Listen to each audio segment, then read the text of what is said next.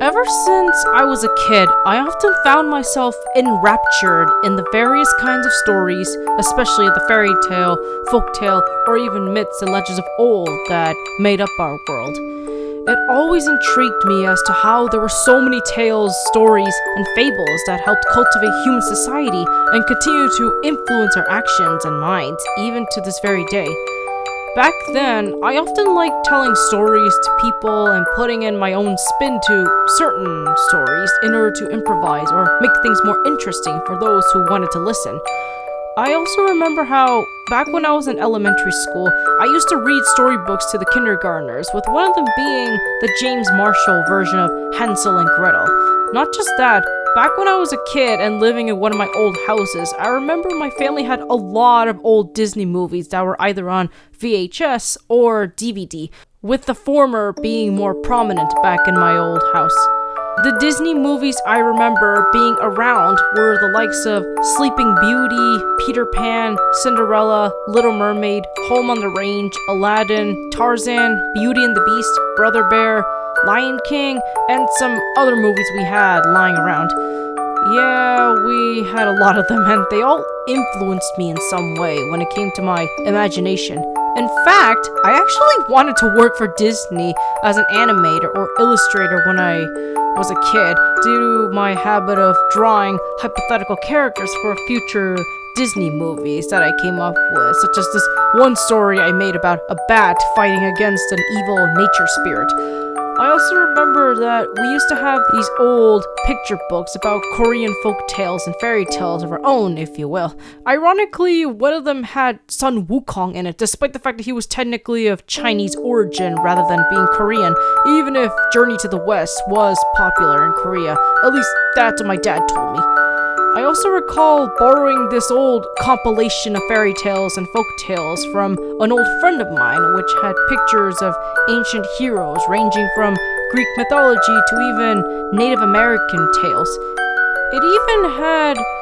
a red cover along with many unique illustrations from different authors and illustrators,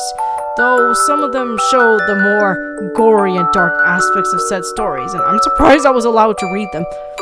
Anyways, as I grew older, I noticed how the majority of Disney movies were directly inspired by old and classic fairy tales or folk tales, which many of us have already heard of, though some may be a bit different to others or even obscure due to many changes or lack of information related to them. When I was in middle school, I learned about the concept of fractured fairy tales, where it usually took a classic fairy tale or folk tale and either swapped certain character roles or they changed the plot entirely for the sake of humor or to teach a different moral in a way. It also helped that around that time, I had already watched the famous Shrek movies, especially Shrek 1 and 2, which influenced my interest in learning more about fractured fairy tales. Fun fact, I actually had to write a fractured fairy tale of my own for middle school, and I picked Rapunzel because at the time, the movie Tangled had just come out, and it was one of my favorite Disney movies to show up around the 2010 era. I don't remember the exact details, but my version involved the classic fairy tale and Disney movie combined, but in this case, Rapunzel was taken by an evil witch, and she had to be rescued by not only a prince, but also a fairy godmother of some kind. And before you ask, no, they weren't the evil fairy godmother or Prince Charming from Shrek 2. Interestingly enough, during my high school years, I actually came up with this fictional fantasy universe called Phantasmagoria, where it was a series that I had planned to make involving humans, fairies, and other mythical or legendary beings, or at least characters inspired by such, who went on adventures and later had to deal with a prophecy that involved the end of their world. Though I ultimately scrapped it due to me having to deal with studies amongst other things, I decided to recycle some of the concepts I made as a way to create my future Terrestria series, which I will explain later. It also helped that one particular Disney movie helped cement my love for ancient tales of heroes, villains, and various other adventures. Yep, you know it, it's Starting from middle to high school and even university, I got really invested in learning more about Greek and Roman mythology, which would later increase my interest in old stories and tales. It also helped that around my time at university, I took several courses involving English and classics, which taught me a lot more about certain famous stories such as the Iliad, Odyssey, Silentia, Beastclavre, Lefren, Canterbury Tales, and many more. I even got to read some other classics that I had heard of before but never got the chance to actually learn about, such as Oliver Twist and even Midsummer Night's Dreams, as I explained in my Love Potion video last month. I also got to read some Jane Austen stories for the first time, since I never got a chance to do so in the past, with my personal favorites being Emma and Pride and Prejudice. Funny thing is, one of my friends who was in the Navy mentioned reading Emma, though he hated the title character because she came across as an entitled, self-righteous, spoiled brat, which, to be fair, he's not entirely wrong about. Oh yeah, there was this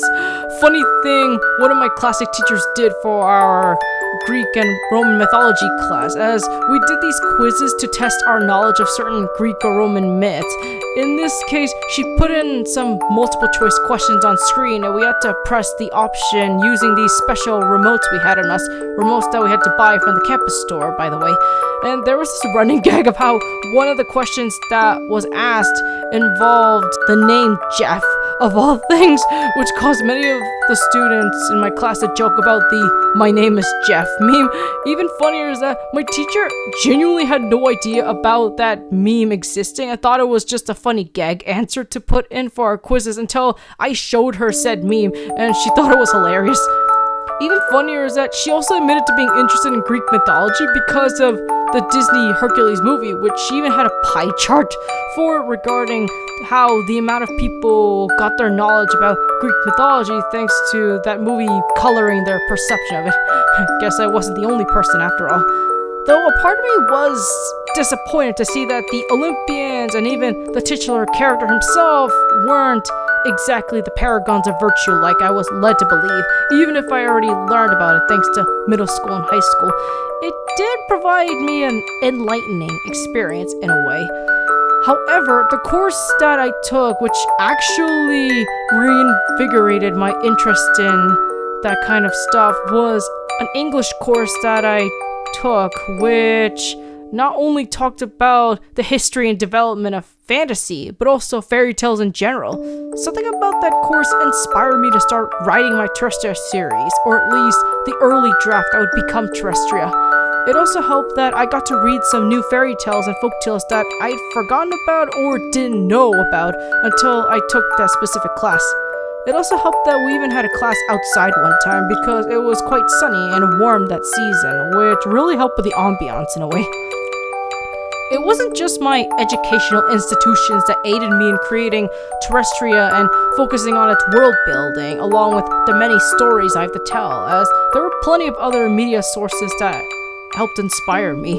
Some examples would include Ruby, Fairy Tale, Princess Tutu, Into the Woods, Wizard of Oz, Princess Maker, Disney, DreamWorks, TV tropes, overly sarcastic productions, Gaijin Goomba, and many more.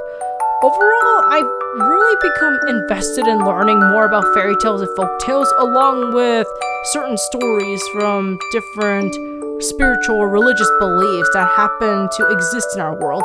I even plan to put in some historical events and incidents that also occurred, since they happen to impact our lives as well as influence us in the future. I also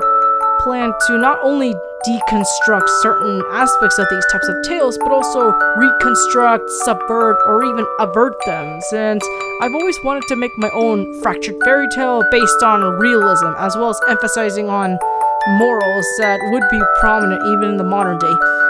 At the same time, I seek to harken back to traditional fairy tales by including the more obscure details that most people tend to forget over time due to them being subjected to censorship or just being forgotten in general. And that is how I became interested in fantasy and fairy tales of both the traditional and modern kind. And that's also the reason why I seek to make my own take on them through my Terrestria series. Trust me when I say there is more to come in the near future, I assure you.